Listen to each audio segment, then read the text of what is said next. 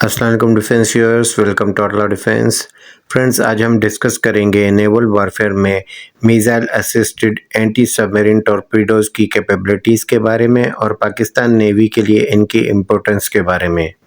Friends, naval warfare में submarines को detection से बचाने के लिए रोज़ बरोज़ ज़्यादा स्टेल्थियर और एडवांस फीचर्स के साथ बनाया जा रहा है। इसी वजह से इन एडवांस सबमरीन्स की डिस्ट्रक्शन के लिए भी नई टेक्नोलॉजी और आइडियाज़ पर बेस्ड नए टॉर्पीडोज़ ईजाद किए गए हैं। फ्रेंड्स, यहाँ पर वीडियो में आगे बढ़ने से पहले आपको समझाते चलें कि अंडर वाटर एनिमी सबमरीन्स को डिस्ट्रॉय करने के लिए 3 डिफरेंट टाइप्स के वेपन्स को यूज़ किया जाता है, जिनमें टॉर्पीडोज़, एंटी सबमरीन माइंस और वारशिप्स पर माउंट किए गए एंटी सबमरीन रॉकेट्स को यूज़ किए जाते हैं। लेकिन अब कन्वेंशनल एंटी सबमरीन वेपन्स के अलावा नई टेक्नोलॉजी पर बेस्ड मिसाइल या रॉकेट असिस्टेड टॉर्पीडोज़ बनाए जा रहे हैं। इन टॉर्पीडोज़ की खुसूसियत ये है कि इनको किसी भी शिप या लैंड बेस्ड लोकेशन से लॉन्च किया जा सकता है, वो भी प्री डिफाइंड टारगेट पर। आइए यहाँ समझते हैं कि ये मिसाइल असिस्टेड टॉर्पीडोज़ काम कैसे करते हैं।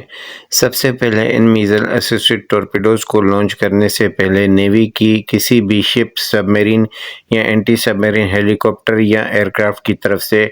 डिटेक्ट की गई एनिमी सबमरीन के कोऑर्डिनेट्स वाया डेटा लिंक के ज़रिए जब इनलैंड बेस्ड मिसाइल असिस्टेड टॉर्पीडोज़ को दिए जाते हैं, तो यहाँ से ये मिसाइल अप्रॉक्सीमेटली 300 से 500 किलोमीटर की सेफ डिस्टेंस से ये टॉर्पीडोज़ एनिमी सबमरीन्स को डिस्ट्रॉय करते हैं।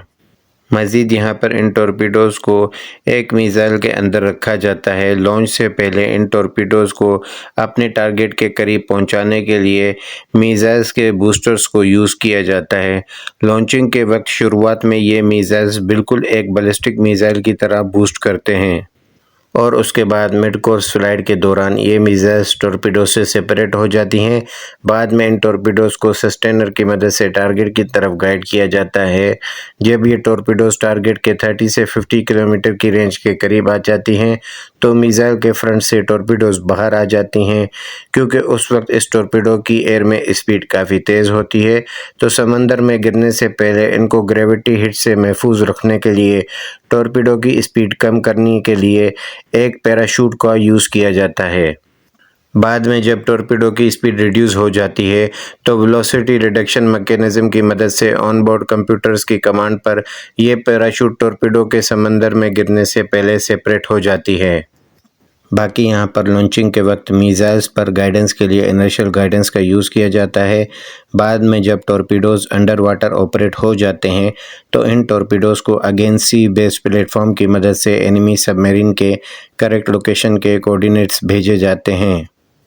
क्योंकि लॉन्चिंग से टॉर्पीडो को अंडर वाटर गिरने में 3 से 4 मिनट का वक्त दरकार होता है और ये टाइम वेरी भी करता है डिपेंडिंग ऑन टारगेट कितना दूर है। तो इन 4 मिनट्स तक सबमरीन ने अपनी लोकेशन चेंज की होगी, तो इसीलिए दोबारा एनिमी सबमरीन के एग्जैक्ट कोऑर्डिनेट्स देके इन टॉर्पीडोज़ के ज़रिए एनिमी सबमरीन्स को हिट किया जाता है।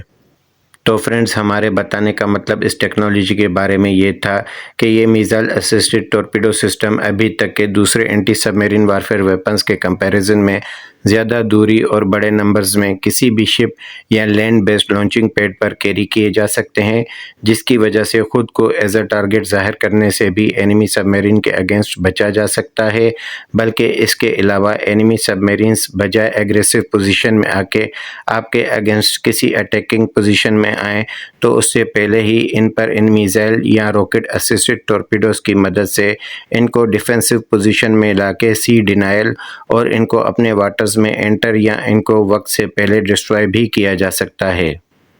फ्रेंड्स, क्योंकि ये मिसाइल असिस्टेड टॉर्पीडो सिस्टम काफ़ी नए हैं, तो अभी तक कुछ ही कंट्रीज़ ने इन सिस्टम्स को अनवील किया है, जिसमें यूएसए की तरफ से RUM-139, चाइना की तरफ से CY सीरीज़ के टॉर्पीडोज़, ऑस्ट्रेलिया की तरफ से एकारा और इंडिया की तरफ से स्मार्ट यानी supersonic missile assisted release of torpedoes unveil किए गए हैं।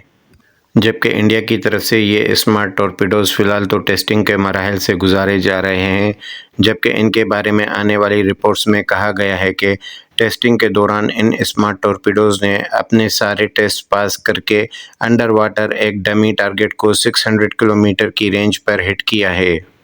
फिलहाल तो इंडिया की तरफ से इन स्मार्ट मिसाइल्स को लैंड बेस्ड लॉन्चिंग पैड के ज़रिए लॉन्च करने के लिए डेवलप किया गया है, लेकिन फ्यूचर में इंडियन नेवी के प्लान्स के मुताबिक इन मिसाइल असिस्टेड टॉर्पीडोज़ का एक लाइटर वेरिएंट डेवलप किया जाएगा, जो कि इंडियन नेवल शिप्स पर एंटी सबमरीन वारफेयर रॉकेट्स की जगह इंटीग्रेट किया जाएगा, जिसकी वजह से Indian navy stand of range से हमारी सबमरीन्स के अगेंस्ट इन मिसाइल असिस्टेड टॉर्पीडोज़ को लॉन्च करेगी, जो न सिर्फ पाकिस्तान नेवी के अंडर वाटर सबमरीन्स के लिए ख़तरा रहेगा, बल्कि अब इन मिसाइल असिस्टेड टॉर्पीडोज़ के ज़रिए सरफेस पर मौजूद पाकिस्तान नेवी की शिप्स को भी हिट किया जा सकेगा।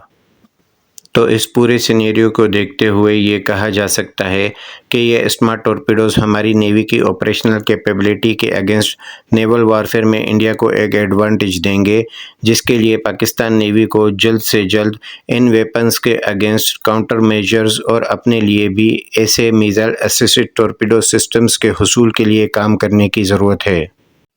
तो फ्रेंड्स, इसी बात पर हम अपनी आज की वीडियो यहीं पर एंड करेंगे। होपफुली आपकी इन्फॉर्मेशन में इजाफा हुआ होगा और वीडियो के बारे में अपने कमेंट्स का इजहार कमेंट बॉक्स में ज़रूर कीजिएगा। तो मिलते हैं अपनी अगली वीडियो में, तब तक के लिए इजाज़त। अल्लाह हाफिज़।